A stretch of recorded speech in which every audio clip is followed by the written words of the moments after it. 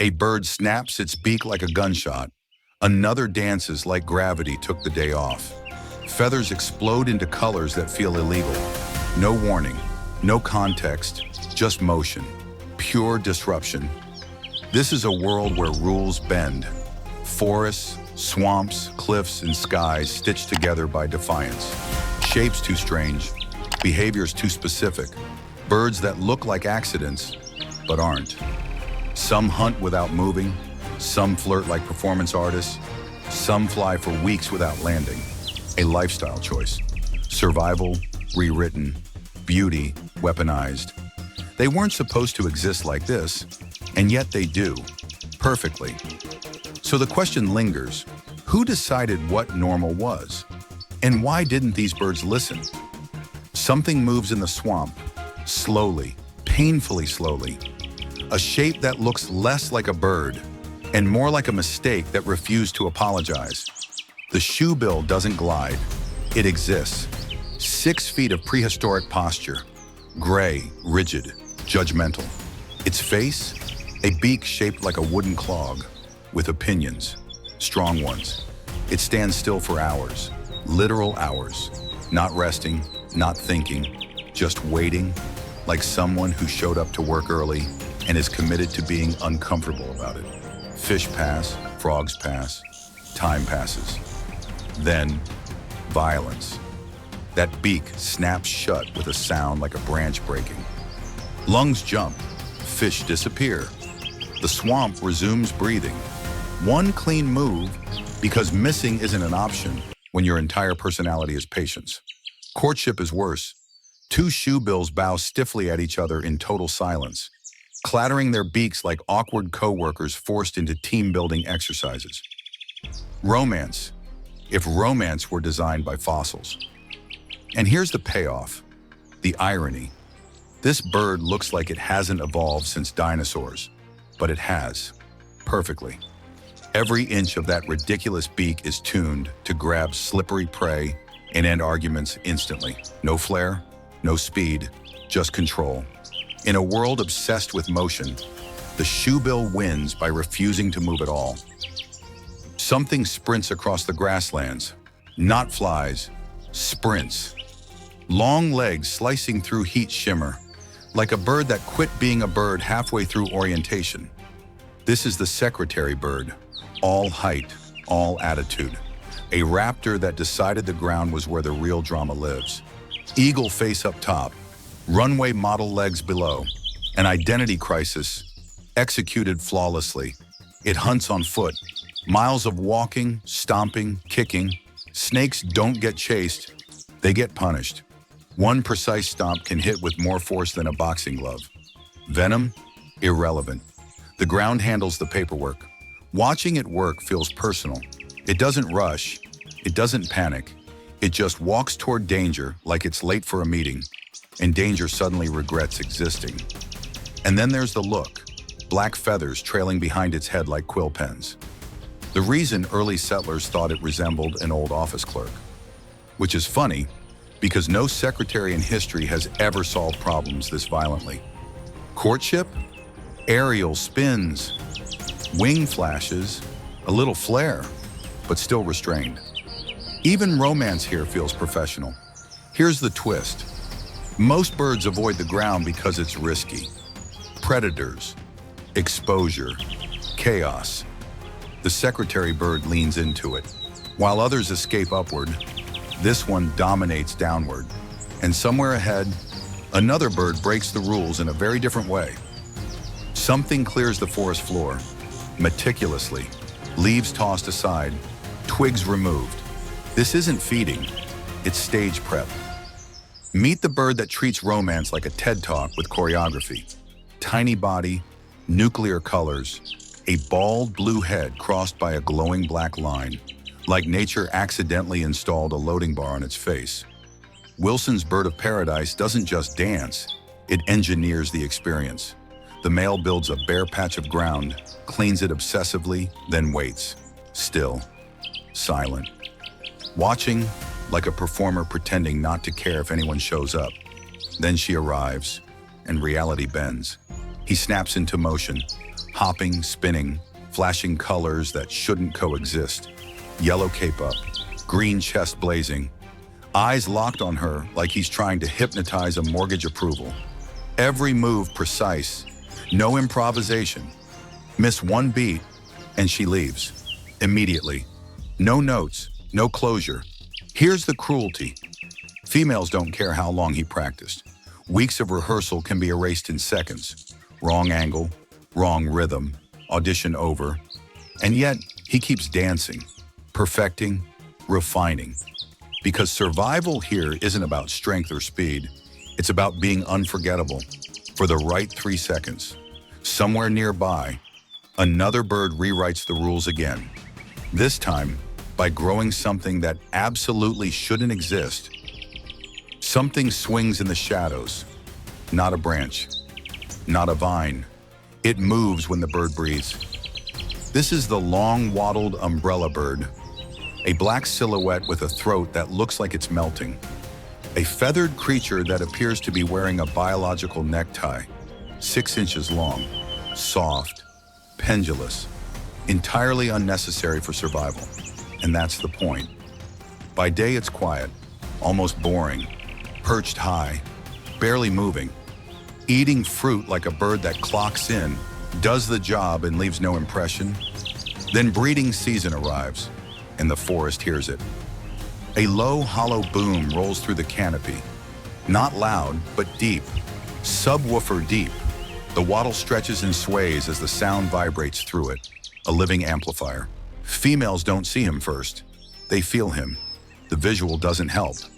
Matte black feathers absorb light. A shaggy crest droops over the eyes like bad hair. Day never ended. No colors, no sparkle, just mass, presence, vibes. Here's the twist. That ridiculous waddle serves no purpose except attraction. It slows him down, gets in the way, makes 0 sense in a survival manual, but evolution kept it. Because in this forest, louder, deeper, stranger wins.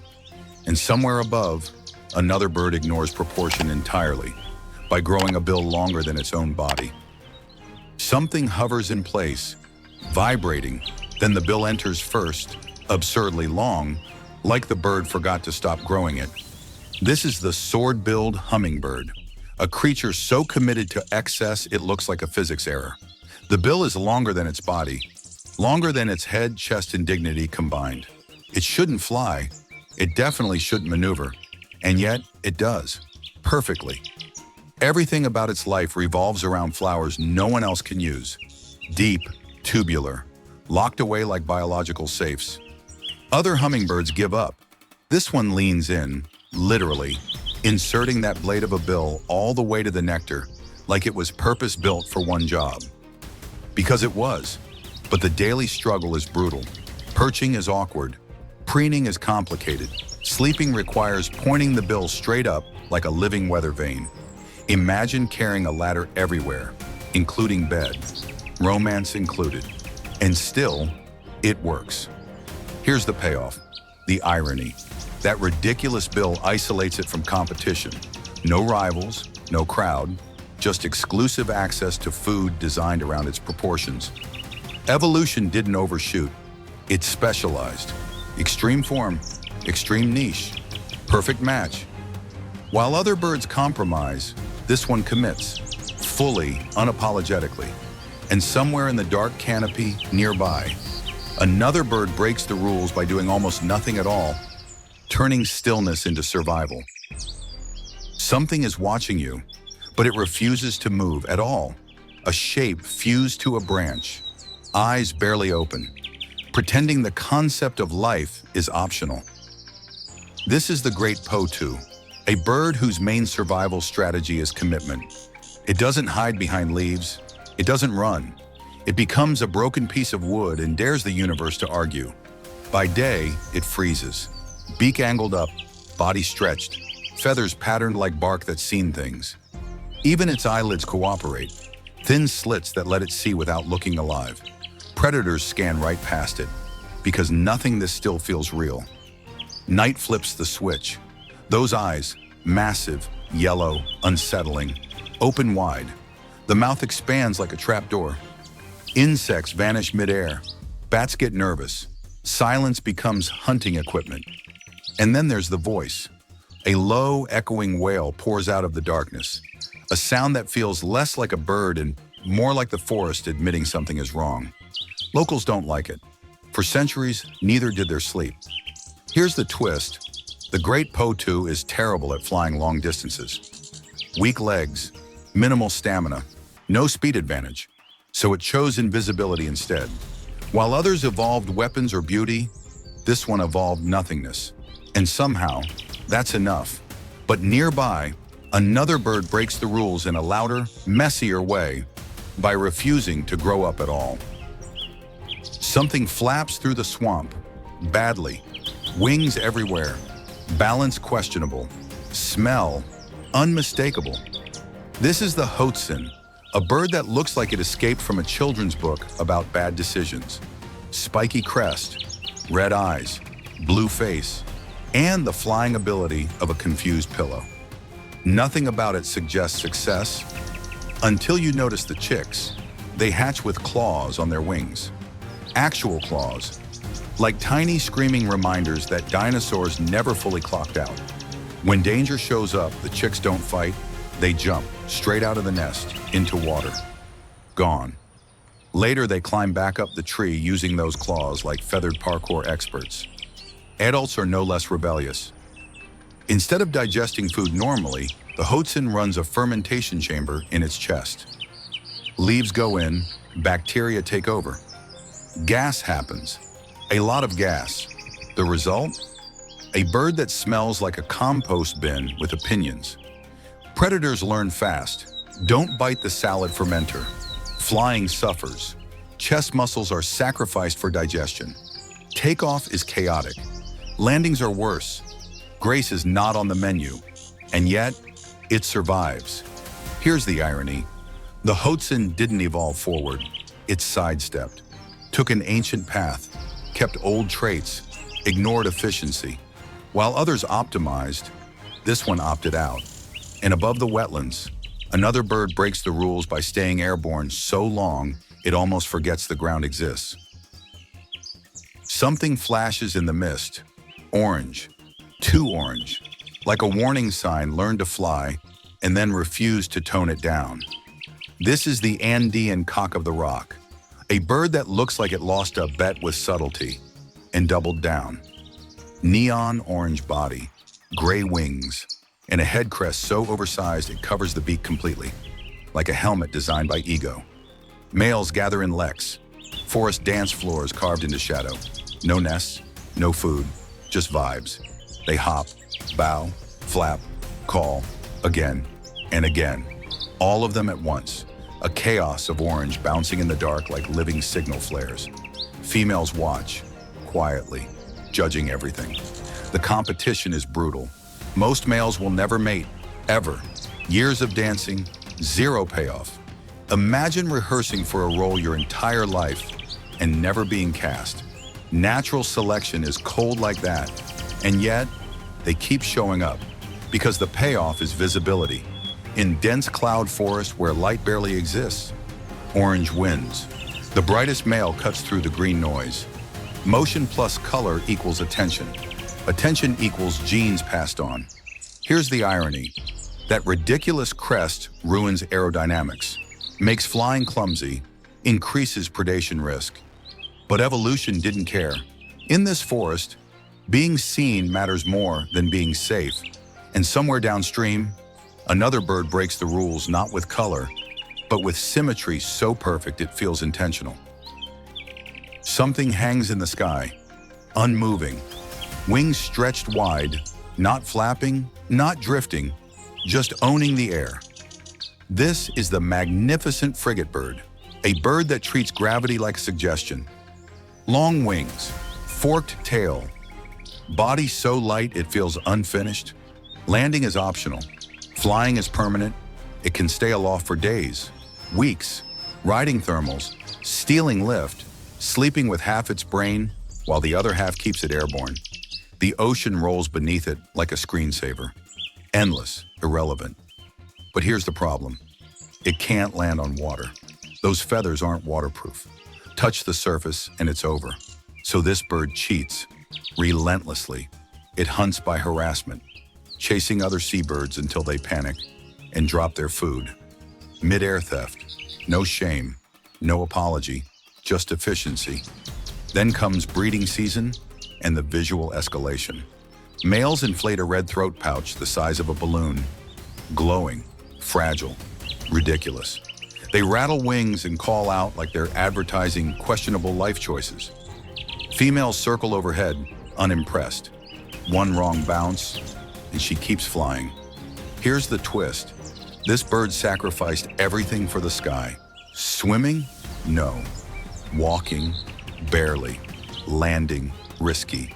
It chose air, completely, and it never looked back. Somewhere in the mountains beyond, another bird breaks the rules by turning color into pure obsession and letting the forest decide who's worthy. Something floats across the water, quietly. Then it turns, and reality glitches. Colors stack where colors shouldn't exist. This is the mandarin duck, a bird that looks like it was assembled from leftovers at an art school. Orange sails rising from its back, purple, green, white lines placed with suspicious intention. It doesn't shimmer, it layers. The wild part? Most of that chaos is temporary. Outside breeding season, the male molts into a dull, forgettable outfit. No sails, no drama, just another duck. Like someone who deletes their entire personality once dating season ends. Efficient, brutal. But when it's time, the costume returns. Those wing sails aren't for flying. They're for angles, for posture, for looking impossible from the shoreline.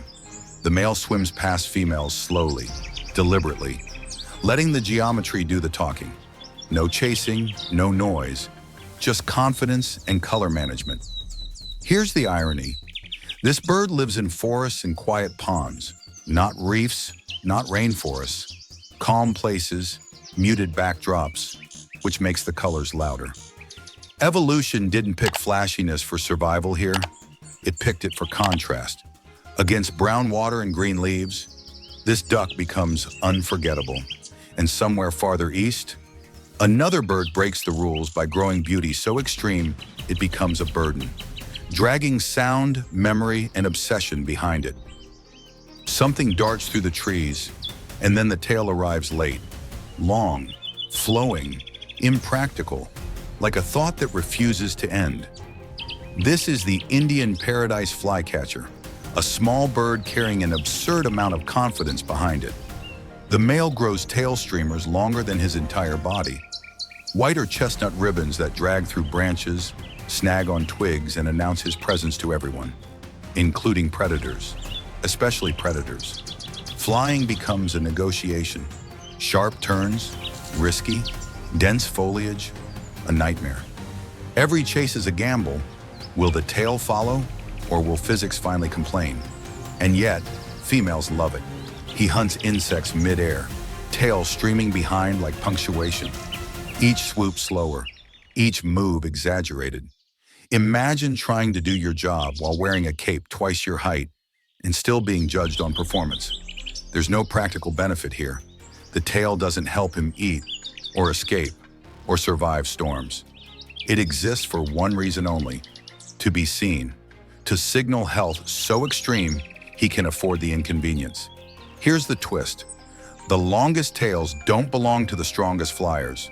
They belong to the most reckless, the ones willing to risk everything for display.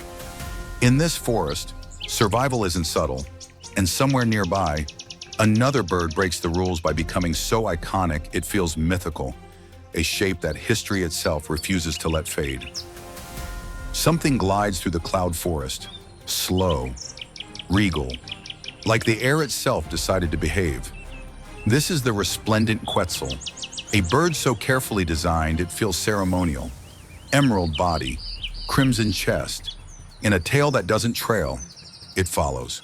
Long, flowing plumes that ripple behind the male like a banner meant for history books. Flying should be a problem. Dense forest, wet air, tight spaces. That tail catches branches, brushes leaves, advertises him to anything watching. Subtlety did not get an invite, but the Quetzal doesn't rush. It moves deliberately. Short flights, long pauses, perching high where the forest opens just enough. The tail hangs below like punctuation, a visual reminder that speed isn't the goal here. Presence is. Then comes nesting. Instead of building, it excavates rotting trees, soft wood, fragile places. The male slips inside, tail folded, compressed, temporarily hidden. Beauty waits its turn. Survival first, just this once. Here's the irony. This bird became sacred to ancient civilizations, untouchable, symbolic, a living idea. And yet, it's fragile, sensitive to disturbance, dependent on intact forest. Evolution gave it perfection, and no margin for error. In a changing world, the Quetzal doesn't adapt fast, it endures. And deeper in the trees, another bird breaks the rules by turning sound itself into architecture, bending memory, mimicry, and madness into one impossible performance. Something sings in the forest. Then a camera shutter clicks, a chainsaw growls, a car alarm panics, all from the same throat. This is the lyrebird, a brown, unassuming body hiding the most chaotic audio library on Earth. It doesn't just mimic other birds, it steals everything. Wind, footsteps, machinery, human mistakes. If it makes noise, it's fair game. The male builds a display mound, clears it carefully, then performs. Standing tall, tail arched over his head like an impossible chandelier. Feathers arranged with obsessive symmetry. Ancient-looking, over-engineered, excessive. And then the sounds begin, one after another. Perfect copies, rapid-fire, overlapping. It's less a song and more a remix. A forest highlight reel performed live. Females listen closely, not for volume, for accuracy. Miss a note, you fail. Here's the daily misery. All that learning takes time, years, endless rehearsal. While others forage, this bird practices. While others mate, this one perfects impressions of birds that already succeeded. And still, it works, because the best mimics prove something brutal. If you can survive long enough to learn everything, you're worth choosing. Here's the twist.